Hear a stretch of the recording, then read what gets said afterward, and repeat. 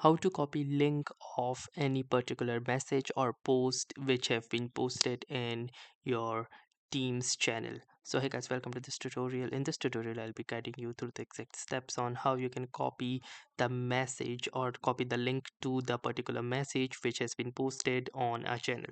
So in order to start, the first thing that we're going to do is simply go to this communities tab over the left hand side, and then from here we're going to go to that particular channel on which we want to copy the link to the message.